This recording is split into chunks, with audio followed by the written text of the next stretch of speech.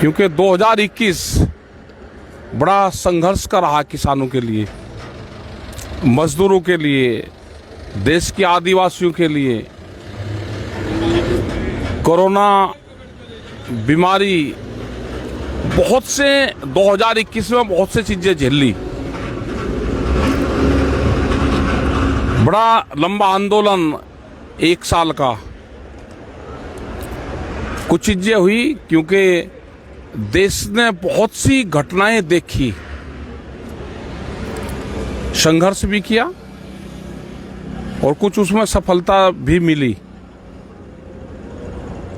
आज 2022 का पहला दिन, तो सबके लिए पहले धन्यवाद। सबके लिए नया वर्ष मंगलमय हो, उनको उनके कारोबार में तरक्की हो, उनके जो भी वो बिजनेस कर रहे हैं, खेती किसानी वाले को अच्छी फसल हो, उसके अच्छी पैदावार उसको मिले, उसके दाम मिले, बीमारी से भी बचे। तो ये समस्त भारतीय किसान यूनियन की तरफ से सभी को नववर्ष मंगलमय हो। और आने वाले टाइम पे भारत सरकार से ये अपील है कि जो समझौता हुआ है उस समझौते पे भारत सरकार काम करे, जो फैसले हुए हैं उस पे फैसले पे काम करें। एमएसपी का एक बड़ा सवाल है, उस पे काम करें, उसकी कमेटियां बनाएं। और 2022 में प्रधानमंत्री ने कहा है कि 2022 में आमदनी दुगनी होगी, तो कल से दूसरा दिन है, उस तरफ भी जरूर ध्यान दें प्रधानमंत्री जी के। बहुत दिन पहले कहा कि आमदनी दुगनी होगी। आमदनी दुगनी का पहली सीढ़ी एमएसपी से जाएगी। जो बिहार का किसान 800 रुपये में धान बेचता है, उड़ीसा का किसान 800 रुपये में, जो आदिवासी हैं भुवनेश्वर के पास में उन आदिवासियों के गांव में गए 800 रुपये धान बेचता है, उन पे भी काम करने की जरूरत है।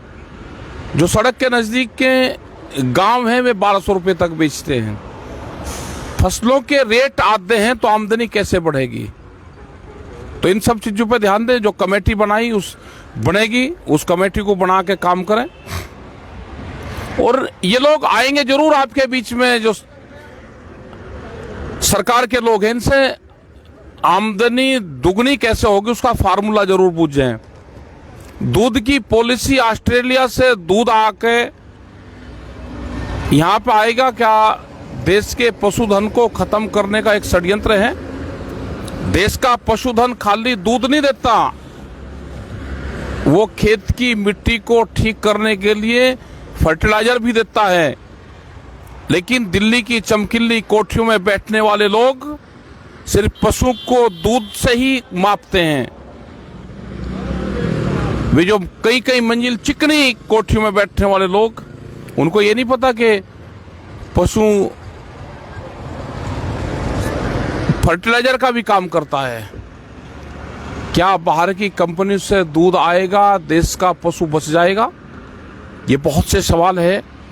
नए साल पे इन सवालों पे भी हमारे क्वेश्चन रहेंगे सरकारों से। हमने बार बार कहा कि किसान अपने खेत में बेईमानी नहीं करता, वो देश को अन्न देता है। कोरोना काल में भी उसने अन्न दिया, लेकिन दिल्ली की कलम बेईमानी करती है जब उसको भाव देना होता है।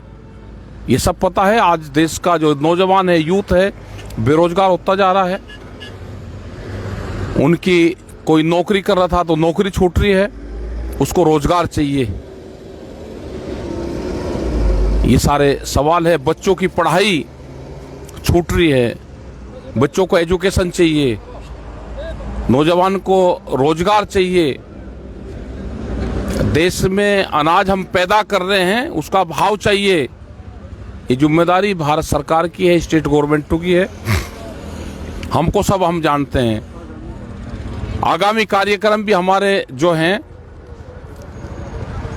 हरियाणा के अभी प्रोग्राम है हमारे, कल के भी 3, 4, 5 तारीख तक हम उत्तर प्रदेश और हरियाणा में रहेंगे।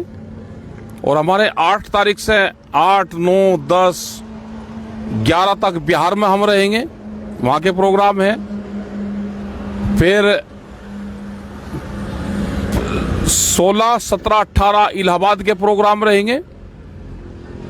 और उसके बाद में 21, 22, 23 राजस्थान के प्रोग्राम रहेंगे।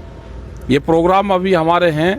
इसी बीच में कुछ और भी खाली दिन रहेंगे तो उसमें भी प्रोग्राम करते रहेंगे। ये देश के किसानों की ट्रेनिंग हुई है 13 महीने की।